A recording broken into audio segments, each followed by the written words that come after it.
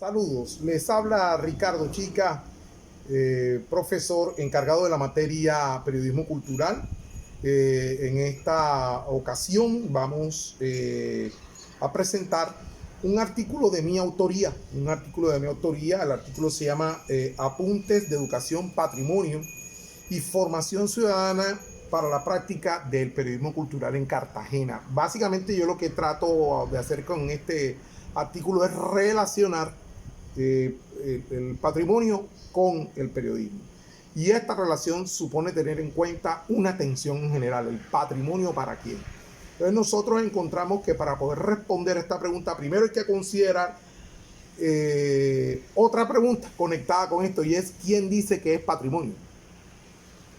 ¿Quién dice que es patrimonio? Entonces ahí encontramos un conflicto tremendo, porque el patrimonio habita en nosotros por una parte y habita de acuerdo con varias manifestaciones.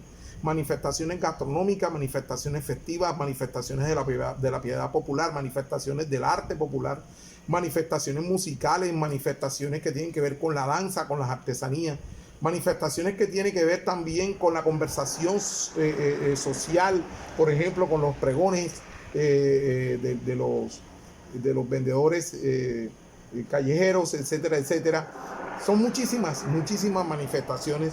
Entonces, ¿quién dice que es patrimonio? ¿O acaso lo dice el sector privado? ¿O acaso lo dice los especialistas que trabajan en el Estado?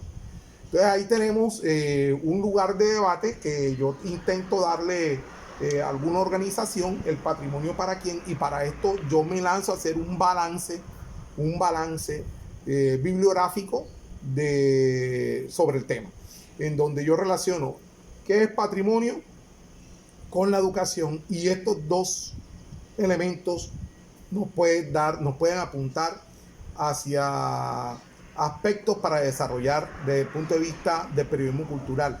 ¿En qué sentido? En el sentido de la apropiación social del patrimonio. Entonces, la apropiación social del patrimonio simplemente no es lo que uno aprende cuando visita, por ejemplo, los lugares de interés, o cuando uno, por ejemplo, conoce ciertos paisajes culturales, o como cuando, por ejemplo, uno hace un turismo gastronómico. No solamente eso, se trata de abordar los distintos elementos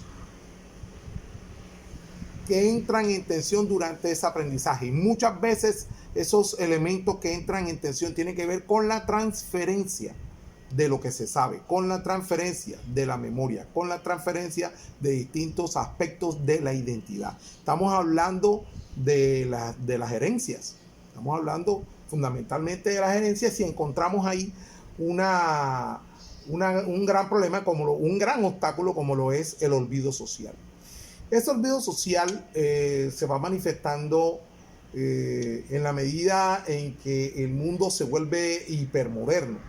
Les doy un ejemplo.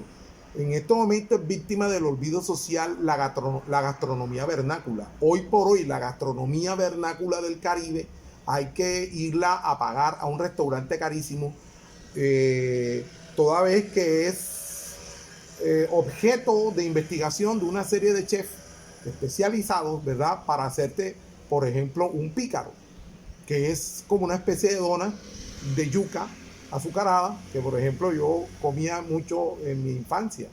O por ejemplo otro tipo de platos como el higadete. ¿Quién sabe hacer higadete en este momento? Por eso es que el patrimonio para quién, esto tiene que ver mucho con la memoria gastronómica.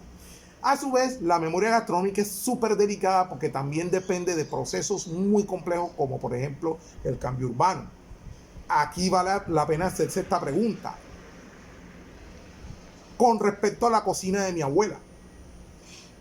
Era una cocina amplia, generosa en espacio, en donde había lugar para un fogón de carbón, en donde había lugar para cocinar en leña, y en donde el saber gastronómico de mi abuela y de mis tías estaba ahí en esa casa de madera amplia, grande, y todos los ritmos en el tiempo eran muy suaves. Slow food. Era una comida pensada, debatida, discutida a lo largo de la semana, y toda la familia participaba de eso.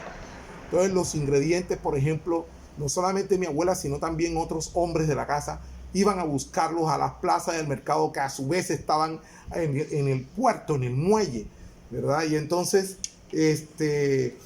todo esto se debatía y era todo un ritual, eran una serie de ritos que se complementaban unos a otros, y allí aparecía el saber gastronómico. Hoy por hoy no. Hoy por hoy, ¿cuál es la característica de las cocinas de las casas donde nosotros vivimos?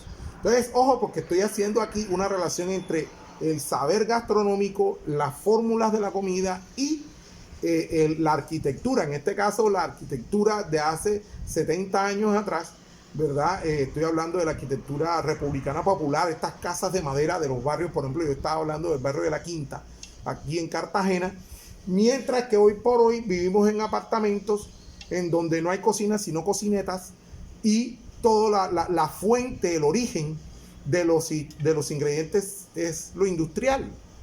¿Tú qué puedes hacer ahí? ¿Y qué tipo de saber se desempeña ahí?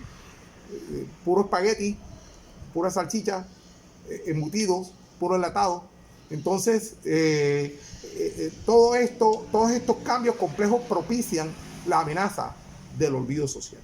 Entonces, tenemos pues que intento en este artículo relacionar el periodismo, el oficio del periodismo, con las tensiones, las distintas tensiones que hay en el patrimonio, donde quizás la puesta en valor del patrimonio es una de las tareas más interesantes para favorecer la apropiación social de este mismo patrimonio.